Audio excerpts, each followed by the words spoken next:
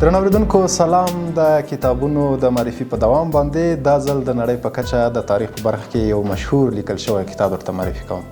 د دې خپرونې کتاب مو د ابن خلدون مقدمه ده او زه به پر همدې در سره خبرې کوم.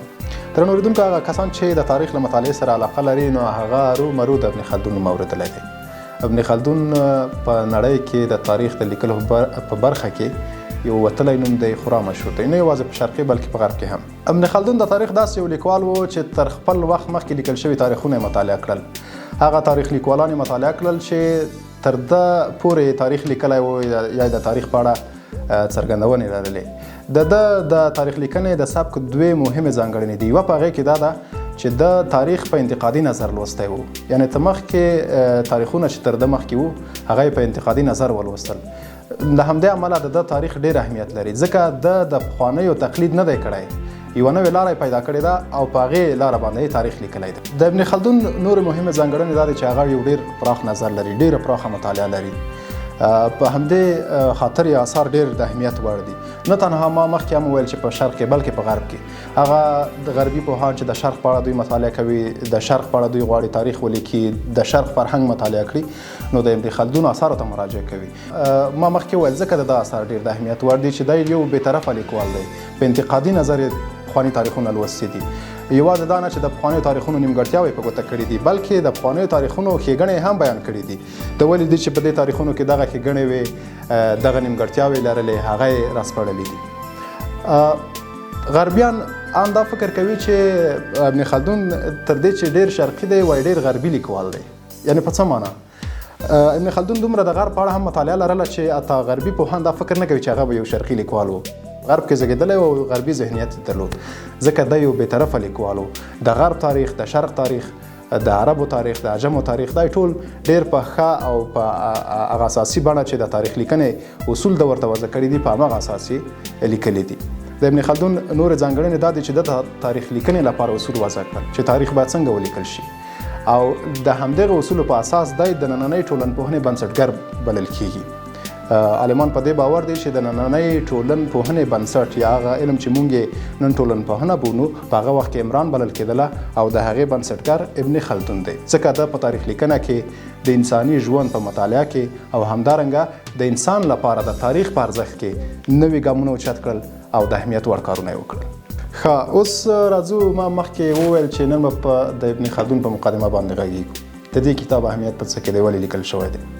ابن خلدون د تاریخ کتاب لیکلی دی. دا کتاب تاریخ العبر نومیږي. تاریخ العبر د ابن خلدون داسې یو کتاب دی چې په هغې کې د عربو، عجمو او همدارنګه د خپل وخت د معاصرو شاهانو او لیکوالانو آثار او همدارنګه تاریخ راوړی دی. دغه کتاب چې ابن خلدون چې زما په مخ کې دا د همغه کتاب مقدمه ده، یعنی د تاریخ العبر مقدمه ده. د کتاب مقدمه ده خو دومره د اهمیت وړ ده چې په نړۍ کې د یوه ځانګړي کتاب اهمیت خپل کړی دی. دا کتاب نن هم په اروپا کې، په امریکا کې، په آسیا کې د تاریخ د لیکوالانو لپاره، د تاریخ د مطالعه کوونکو لپاره او د تاریخي آثارو د څېړونکو لپاره دا یو ماخذ دی. علت څه شی دی؟ په دې کتاب کې څه شی دي د اهمیت وړ مسایل؟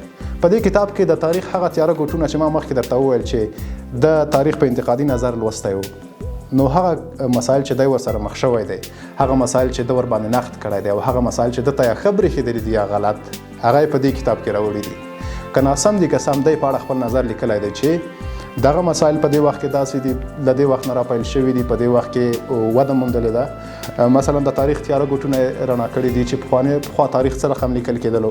مثلا شاهي دربار کې به تاریخ لیکوالان ناست و، هغوی به د شاهانو په خواښه باندې هغوی به پیښې په بل ډول انعکاسولې.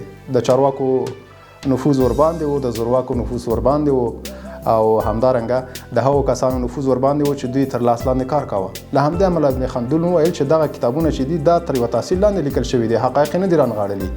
د په تاریخ العبر کې دغه شیان وڅېړل او تاریخ یې په رښتینې توګه، یعنې څنګه چې باید لیکل شوی ولیکلو. سره له دې هم ابن خلدون په دې باور دی چې د تاریخ حق نه دی ادا کړی. د خپل مقدمه کې لیکلي دي وایي چې ما د تاریخ حق نه دی ادا کړی، لکه تاریخ چې څنګه باید ولیکل شي هغومره ما دقیق او سم نه دی لیکلی. د له نورو لیکوالانو چې تر ده وروسته په تاریخ باندې لیکنه کوي، په تاریخ باندې بحثونه کوي، له هغوی غوښتي دي چې بیا هم په تاریخ باندې بحث وکړي او د ده نیمګړتیاوې ورته روښانه کړي. د ابن خلدون په مقدمه کې ډېر مهم مسایل راغلي دي. مثلا له تاریخ نه نیولې تر ادبیاتو، ریاضیاتو، سیاسي پیښو، اقتصادي پیښو، دا ټول په دې مقدمه کې شته دي. مثلا که تاسو د هغه وخت د عربي ادبیاتو په اړه مطالعه کوئ یا غواړئ چې وخت کې ادبیاتو په اړه د خلکو نظر څه و، د ابن خلدون په مقدمه کې راغلي دي. مثلا خلکو کوډې کولې، کوډګري، دی په دې کتاب کې لیکي چې بابل او د مصر ځینې ښارونه په کوډګرۍ کې ډېر مشهور وو. نو په دې اساس باندې په دې کتاب کې د خلکو فرهنګونه یعنی فولکلور راغلی دی، ادبیات پکې راغلي دي، د هغې وخت علوم یعنی اووه پیړۍ وړاندې که تاسو غواړئ چې د علومو په اړه چې کوم علوم په اسلامي نړۍ کې رواج وو، په غرب کې رواج وو، هغه په اړه معلومات ولرئ، د ابن خلدون په مقدمه کې شته دي. مثلا دی د هغې وخت علوم، د ادبیاتو علوم، دینی علوم، الهیات او همدارنګه ریاضیات او ساینس د هغې وخت مهم علوم بولي چې هغه وخت باندې خلکو مطالعه ورباندې کوله. مثلا په د عربي ژبې په ادبیاتو کې راځي چې نحو لري، صرف لري، دغسې مطالعه ورباندې کېږي، خلک یې دغه ډول مطالعه کوي او دا ټول شیان یې راوړي دي.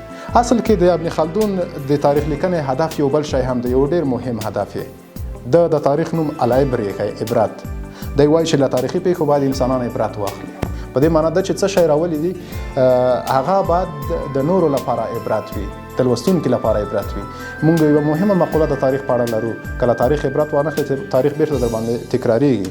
له همدې امله یې ویلي دي چې په دې کتاب کې عبرت دی یا تاریخ دی د هغې کسانو لپاره چې دوی باید عبرت واخلي د پیښو نه، د خپلو شاهانو له ستونزو نه، له خپلو شاهانو له نیمګړتیاوو نه. دا شیان ټول په دې مقدمه کې واضح کړي دي.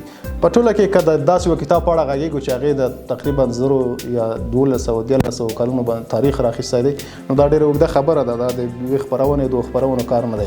د ابن خلدون مقدمه ډېر ارزښت لري. ما یې ارزښتونه درته بیان کړل. هغه کسان چې له تاریخ سره مطالعه لري د دې کتاب په ارزښت ارومرو پوهېږي، او څوک چې غواړي تاریخ مطالعه کړي دا کتاب دی مطالعه. په کتاب کې ډېر څه نور په خپله په کتاب کې لوستلی شئ، ځکه که زه څومره هم وغږېږم د دې کتاب په اړه باندې خبرې نه خلاصېږي. کتاب د هغو لوستونکو لپاره ښایي یو څه سخت وي چې د تاریخ په برخه کې مخکینۍ مطالعه ونه لري یا د دې برخې سره علاقه ونه لري. خو په ټول کې ابن خلدون په خپله وایي چې دا کتاب ما په ډېره ساده ژبه لیکلی دی. هدف یې دا دی چې عام خاص ورباندې پوه شي او هم عام. دا کتاب اکسوس کتاب پلورنځي په ډېر ښه صحافت چاپ کړی دی، په ډېر لوړ معیار باندې، او ژباړن یې هم د پښتو ژبې تکړه لیکوال او ژباړن محمد زبیر شفیقي دی. کتاب په کابل ولایتونو کې د اکسوس کتاب پلورنځي له لارې پیدا کولی شئ. له لوستلو یې خوند واخلئ. مننه.